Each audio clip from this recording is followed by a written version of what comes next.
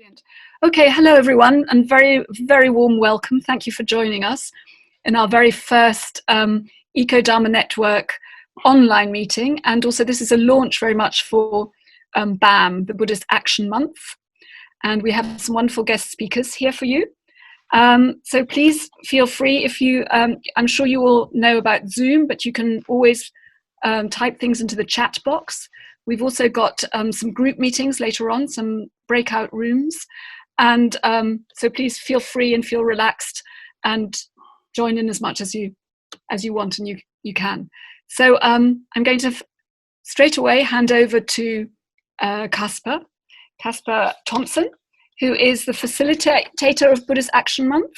So he's going, and for the Network of Buddhist Organisations. He's also a member of Extinction Rebellion Buddhists and a Buddhist teacher and psychotherapist. So he's been very instrumental in creating the handbook, and he's going to start us off in today's meeting. Thank you, Kaspar. Thank you, Olivia. Hello, everybody. Lovely to see so many people joining us here this afternoon. Hi, Joe. I can see you waving. Hello, everybody. I'm not going to say hello to everybody I know because that would take up the whole of the time that I've got to speak in. So Buddhist Action Month started as Buddhist Action Day, I think in 2012, the MBO started it. That was before I'd joined MBO. And really it was an invitation for Buddhists to think about making a response to social injustice, to suffering, to the environmental crisis and so on. And you might think of it as taking an extra precept initially for a day and then later for Buddhist Action Month, June, in the same way that in the Theravadan tradition on full moon festivals or half moon festivals, people take extra precepts. This might be a personal precept, thinking about how can I change action in my daily life? How can I make a better response to the world around me? It might be noticing particular suffering in your community or responding to a particular issue that feels important to the earth. But it might also be advocating for change on a systems-wide level. I was thinking, the theme of this talk is the post-COVID era. Not that we're in the post-COVID era quite yet.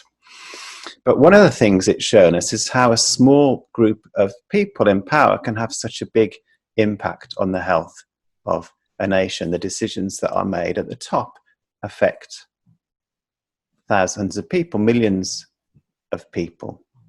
And the same is true for the climate crisis and the ecological emergency. Some people in particular powerful positions have lots of power. So we can advocate for those to change, or we can create conditions that allow or encourage people in power to change.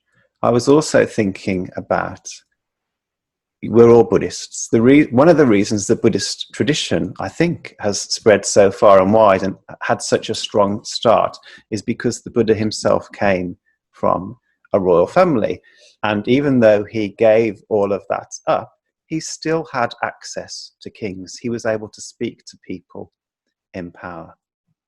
And Buddhist Action Month really encourages these two kinds of outward action, looking to our own lives, what are the personal changes that we can make, and looking at the big picture, how can we communicate or act to create conditions for systems change. And of course, it also encourages deepening our practice, deepening our refuge, turning inward. I've really, particularly through the lockdown era of Buddhist Action Month, I've really come to appreciate the act of turning inward, deepening my practice, resourcing myself, learning more about things, because obviously there's a limited amount that we can actually do in the world right now. So what does Buddhist action look like? We've got a couple of people who are going to give us some examples of how that looks in the real world. First, I think I will invite Joe Mishan to say a few words. Joe's a psychotherapist. He's the co-coordinator of Extinction Rebellion Buddhists. He's a mindfulness teacher, and he's been very involved in dance as well. He's going to speak to us about to give us an example of Buddhist action. Joe, are you there? I am here. Thank you very much. Thanks, Casper. Okay, so I've been asked to, I think, do two things. One, to describe what might be called the unique Buddhist contribution to activism, and the other to give an example, and two things obviously are linked. So having said it's a unique Buddhist contribution, actually I'm not so sure about that. I think there are other faith groups who were very linked to, actually, and took action with in the last Extinction Rebellion last year, which feels like about a century ago now. We're very linked to them, and I think they probably, those faith groups probably share some aspects of what I'm saying now. But to come back to Buddhism, I think the difference between, so I'm comparing really Buddhist action with kind of, I guess, traditional forms, let's say, put it that way, like Friends of the Earth, Greenpeace and so forth. I think the difference between Buddhist-inspired activism and more traditional forms of activism, to put it that way, might be summed up as saying that we spend as much time attending to where we're coming from as to where we're going with the campaign. So another way to put this is that our outer action is balanced and guided, I think, and nurtured by connection to ourselves, to our group or sangha, and to our faith. I was active in Friends of the Earth for many years, back in the good old days, before climate change bashed us on the head quite so vigorously. And although we did some, those were, it was enjoyable, and we did some really effective and creative actions. But I have to say, we didn't really come from the same place. When we were not, as we do in Extinction Rebellion Buddhists, or Dharma Action Network. So when we weren't actually doing a campaign with Friends of the Earth, we were basically just planning the next one, or reviewing the last one, or in the pub getting a bit drunk and socializing, which was great. But we didn't actually spend, I think, any time really turning towards why we were doing what we were doing, what was motivating us, and what we really cared about. So Extinction Rebellion Buddhists make a lot more room for remembering what matters to us, what is calling for our help. In other words, what evokes our compassion. And our actions come from this connected place, this heart place. And this is really, I think, wholesome in itself, but a very good guarantee, as it were, against burnout. A lot of activists get burnt out when they just get furious and bitter and angry. So this is a way to really acknowledge that before it gets too much of a stranglehold. So the way we do this in practice, so this is more the example part. So before any action that we take, we make time as a group to gather together in some appointed place, to meditate and reflect as a group, and sometimes as dyads. So we get together in little pairs and share really what brings us to that particular action and how we're feeling that day. So that's the pre part. And then the action itself, our actions tend to be contemplative and quiet. Usually they involve sitting in meditation on a road if we're feeling particularly belligerent, or inside or outside the target office. So we've been targeting Barclays quite a lot recently. And we do this with placards around our necks, which convey the particular message. So now I'm going to try to share my screen and see if I can show you a photo of a couple of one of our actions, just give you a sense, because I think a photo is worth 1,000 words, I think it's true to say. Let's see if this works. Okay, so you should all be able to see my screen, I hope.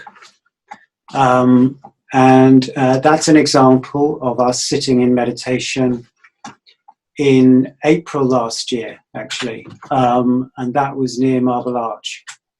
And before we sat, this is sitting in the road, blocking the traffic, and you can see behind there's a Extinction Rebellion group there. Just to bring your attention to these placards here. This is quite a popular number now. This is says grief and love for the earth, which I think beautifully conveys both our pain and our passion, really, for what's happening to the earth. Now to give you another example, another photo here. So here's us. You might recognize a couple of people there. So that's us doing a meditation walk around Trafalgar Square. This was in November last year. Again, that's peaceful, it's quiet. Okay, just see if I can unshare. Oh, I'll do that later. Stop sharing. There you go. Yeah, so I hope that you can see by the photos that I hope this comes across, that the way we're sitting there conveys a quality of presence, groundedness, and a sort of, I don't know, permanence is of course the wrong word to use within Buddhist circles. I would say presence. So peacefulness, groundedness, and presence, I think. And these are qualities, are expressions of, I think, a way of saying that we're being the change that we want to see, a systemic change that we want to see in society that has more sense of connection, peacefulness, and contemplation. So then after any particular action, we always reconnect, we always regather somewhere as a group and share our experiences, and then we also plan our next action. Okay, so that's kind of more or less what I had to say. I mean, of course, there may be chances for questions about that. And I hope you'll see that this approach is guided by and in touch with core Buddhist values, ways of being in the world, which are guided by both compassion and wisdom. Okay, thank you very much. Thanks, Joe. Thank you very much. Really good examples and a kind of not just of what the action looks like, but how it connects to Buddhist practice. So in a moment, I'm going to ask Narapa to share. Narapa's been, in his community, been thinking about how we take account of our impact on the world around us. Dr. Narapa Steve Johnson is a member of the Triratna Buddhist Order. He's a Buddhist chaplain, ecotherapist, and he's a member of XR Furnace in Cumbria. So Narapa, I will hand over to you. Welcome. Thanks, Catherine. Hi, everyone. For those that remember the conference we had in February before all the lockdown stuff started, you may remember I spoke about eco-anxiety and how sometimes people can feel anxious because of all the things that they want to be able to do and can't. And to some degree, that's exasperated, exaggerated, whatever phrase you want, as a result of lockdown.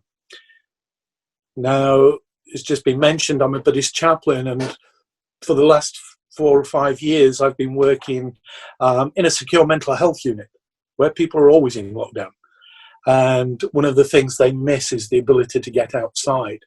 And at the same time, part of my work has been working with veterans, helping them manage anxiety and stress and PTSD by helping them get outside. So there's two opposing sides to some of the work that I do. And as a result of that, some of the discussions we were having in our XR group and also in our Buddhist community were about how do we engage when we're in lockdown or we're distancing and things like that. And some people were looking at, they'd got lots of time, so they were looking at how they measured their footprint, things like their global footprint, their carbon footprint. And what was coming across, they were getting quite depressed. Because if you look at the figures, the average carbon footprint for people in the UK is about 13 tonnes of carbon per year, which might be better than the US average, which is 16, but it's nowhere near the global average, which is only 4, and even less near what the IPCC are recommending, which is that we should have a carbon footprint of about 1.5 tonnes by 2050. Those of you that have tried doing your footprint, if you're Buddhist and you don't eat meat and things like that, then you may have found that your footprint is about 8 tonnes.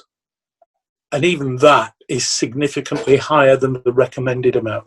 So there's a question of how you go about doing it. So in our Sangha, we decided to look at what was called hand printing. And you can go online and discover lots of different tools for hand prints. There's a very good tool from the United States where they have a website called handprinter.org, and you can go there. But we've adapted ours. So here's our handprint. And if I use my own hand rather than the drawing, we've taken the palm of the hand representing the threefold path: ethics, meditation, and wisdom. And that underpins everything that we do. Then the first stage, this finger, is how we practice loving kindness, how we reach out, how we care for others. Then we have generosity. So how we can give, and that's not money, it's time, skills, resources. How we can practice simplicity and contentment, something that a lot of people are finding in lockdown, that they've discovered their life can be a bit simpler. And communication and living mindfully. And living mindfully, the example of the thumb, actually holds everything together because it's the understanding of our impact and actions. And the great thing we've found about using this handprint is that you can set your own tone, if you like, for this. A lot of evaluation tools have very defined ideas about how you measure your handprint. We've used it to for people to identify their own things. So for me, for example, this area, which is living mindfully, if you'd never done mindfulness, you might start here and say, well, I don't know what it is, I'll find out. For me, my definition of achieving that living mindful state is that I'd feel imperturbable. Nothing would faze me. I'd be able to actually feel that my life, my relationships, everything was contributing to a brighter future. And the key thing about the handprint rather than footprint's about our impact. Handprint is about what we can do in the current circumstances to reach out to others. If you like, it's the vision of Avalokiteshvara, reaching out and being able to see people. Now, my plan is that we'll share after this event details of how to do your own handprint. So I'll leave it there for now. Thank you, Narapa. So very nice to turn around the idea of negative impact and also know that we can focus on our positive impact as well. And that's one of the ways we can engage with our communities, encourage them to think about both of those aspects. So there we've got the kind of element of personal change in what Narapa was describing, and then the idea of outward advocacy or creating conditions, speaking to power that Joe described, both of those different elements of Buddhist action. So thank you both, and I'll hand back to Olivia, who's going to introduce the next speaker. Wonderful. Thank you so much. That's a really wonderful start to our meeting. Before I hand over to Emilie, we thought it might be nice to have a moment's reflection, a moment's silence, just to reflect on anything that's been said already, but maybe also to reflect on our deeper purpose of being here, to really connect with that deeper purpose, like Joe was talking about, and to also connect it to what's happening in the world on so many levels, but the potential and the light that we also have in our life when we connect with ourselves and the earth. So if you would like to just take a moment to reflect on your deeper purpose. Thank you.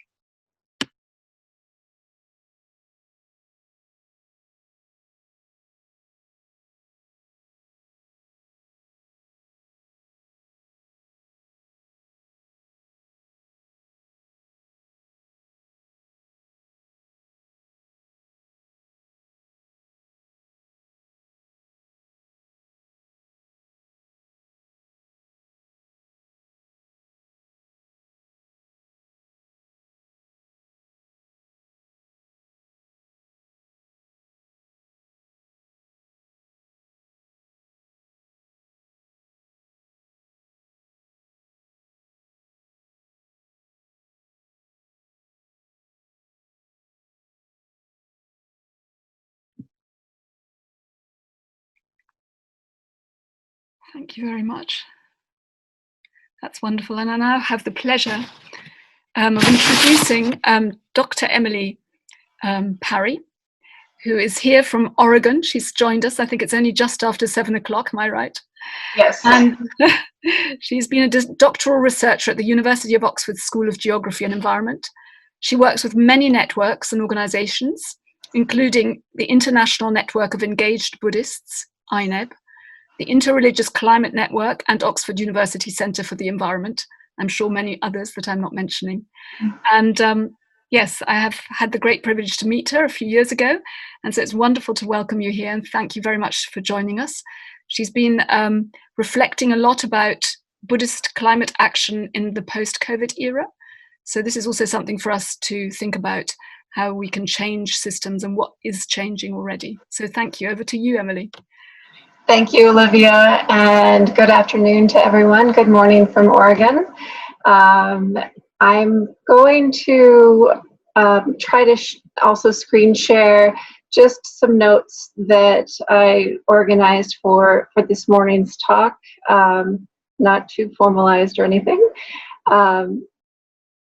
But yes, I have been working with sorry, I'll put it in the full. With the International Network of Engaged Buddhists, the Interreligious Climate and Ecology Network, which has included the Global Eco-Village Network, Oceania Asia, Green Relief, Green Faith, and a number of other networks. And there are also links to UK networks such as the Spiritual Ecology Network out of St. Ethelburga's. The Interreligious Climate and Ecology Network was initiated under the auspices of International Network of Engaged Buddhists, or INEB, in Sri Lanka in 2012. And it is an organization that embraces and roots of affiliates that are not member-based, who embrace and support critique of structural violence and the systems that create suffering within our lives, and then of course the envisioning that pathway out of suffering, and the way that that can be done through small is beautiful, local to local, and yet leveraged through the network. I'm going to talk a little bit about what has occurred during COVID-19 in these Asian networks, with the thought that perhaps this may inspire some appropriately adapted efforts and initiatives that might be right within the UK, and then kind of a seed for consideration. We have seen very clearly how vulnerable our globalized economic systems are, and that we've seen that, unfortunately, with a lot of suffering with local small businesses, those people who are depending on paycheck to survive. Across this network, we have also seen a positionality of strength, and part of that strength comes because over the past decade or more,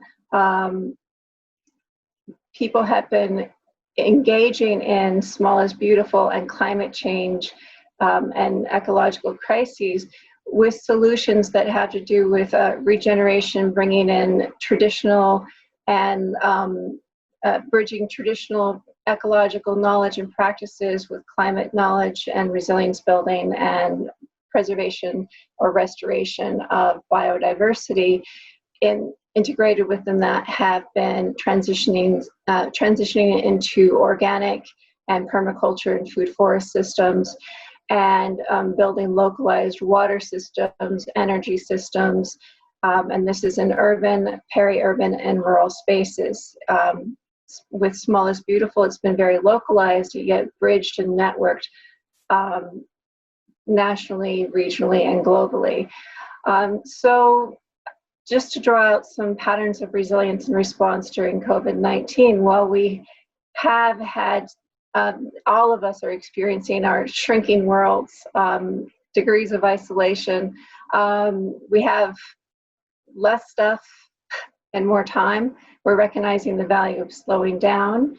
I believe that there is a heightening recognition that of need versus want in our habits and our relationships to economies and to how we spend our time. So there have been many gifts that have come through COVID-19 that also relate to our relationship to Mother Earth, to climate change, and to the ecological crises. Systems of resurgence, adaptability, and resilience have been coming up through these networks.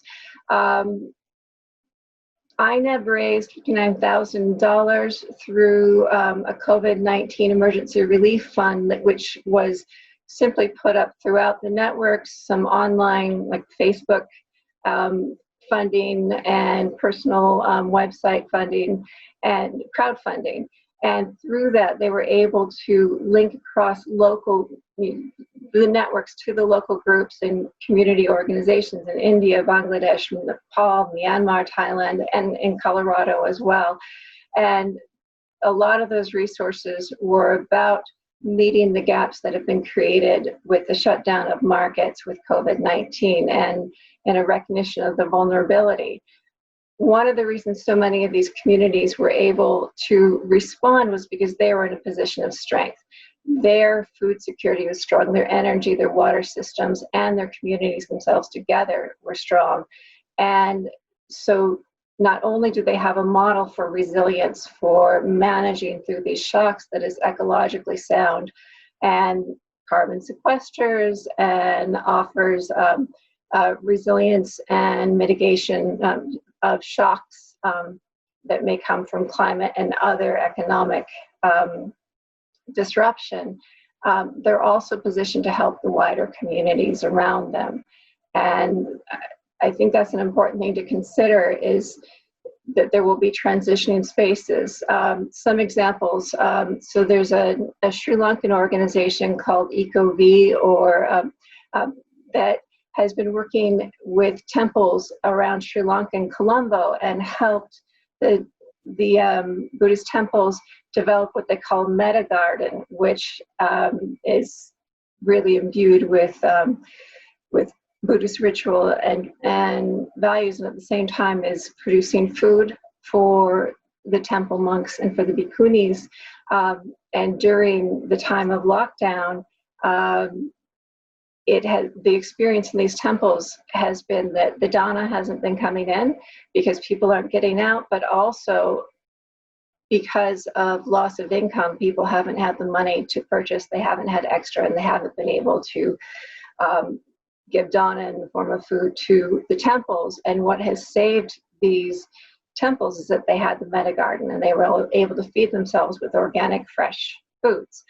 In Thailand, the Thai temples have been coordinating in networks with the government because a very high population, while the food is present in the markets, people don't have the money to purchase it. And so the government has been buying up food and medicine and supplies and channeling them through the Buddhist temples, who have been distributing to community members. In Myanmar, there's a right ecology, right livelihoods village, as well as on the Lao-Thai border, Gaia Ashram, and a number of other sufficiency economy networks across Thailand and Wangsani Ashram in Thailand. Their life was almost as business as usual. They took stock of their food security. They worked out a plan to share their resources with the broader community that has been really suffering from this gap. And they've also begun to offer online curriculum for learning how to transition into more sustainable, renewable, and regenerative food systems, water systems, ecosystems, and energy systems. Say that. So, and there also is a very long list of organizations across Asia who have been able to utilize the resources that were leveraged through the network in order to provide relief, support, and education to wider communities. So the question is, what do these patterns and elements signify for a vision of post-COVID era? Now, we are aware of the vulnerabilities, all of us, but these are also offering up models for resilience and collaborative mutual care that we all can find a way to build within our own local communities, that we are working through Small is Beautiful, locally derived engagement, looking around us to identify what our needs are together, to communicate with each other, mostly, although we can physical distancing, we can communicate out in the world, but mostly through the internet right now. And to then help each other and inspire each other. Sometimes it's seed sharing. A lot of people are growing food on their own and sharing their food, sharing their resources. How does that model look in the UK? How can we build that as collaborative community and move from an individualism and isolationism into collaboration that is local, yet supported through our national, regional, global networks? Right now, the internet has been enabling the engagement of INEV and ICE network through Line, WhatsApp, WeChat, Zoom, Skype, Facebook, Twitter, Instagram, email. We all know this. There's also the Good Market online platform that is working to build an existing platform for collaboration that is an alternative to some of the existing online resources that do have some privacy and protection concerns. There's also the We Adapt platform that I work on with Stockholm Environment Institute, and it's a community-based adaptation platform. So these are spaces to share that are alternatives to some of the more corporate-based resources we've got out there. So that is also raising a question now in terms of security and safety and protection of rights and well-being as we move into a future of great uncertainty.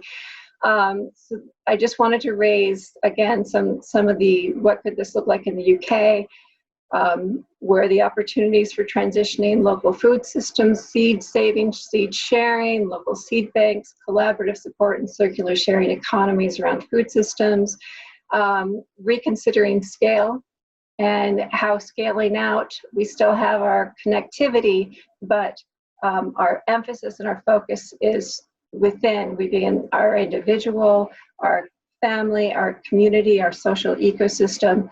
Where can we bring healing and transformation that way that can be leveraging, bringing about new systems that can navigate the shocks to come?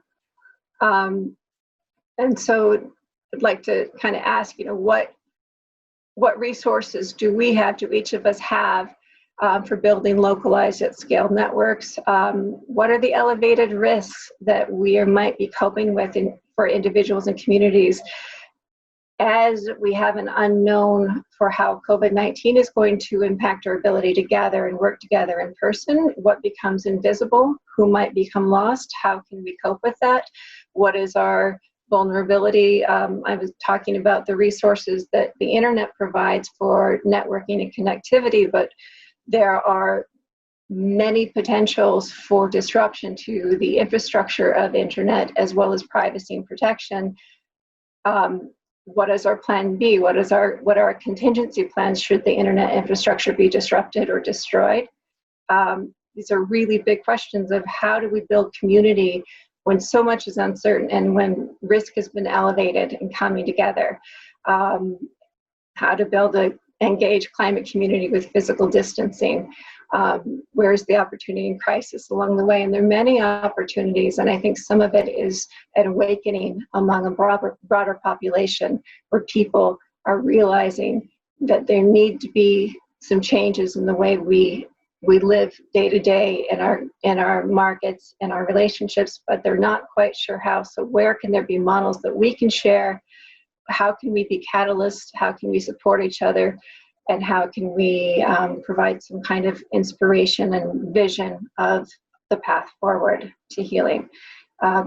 Thank you very much for your time. I'm going to stop share now. And I'd be happy if folks would like to connect with me in terms of some of the circular sharing economies that are emerging and where we might take the discussion for what is happening with CICs and B Corp and other market networks in the UK. Thank you. Oh, thank you very much for such an inspiring talk. You've packed so much into a very short period of time. And basically, Emilie's asked so many questions, hasn't she? You might even want to repeat some of them. I haven't been able to write them all down, but some of them were about how can we provide inspiration and vision, how can we find models for sustainable living, those kind of things. What are the ideas that we have for our own local resources? Also a very interesting point about what happens if the internet breaks down or there's not, have we got a plan B? So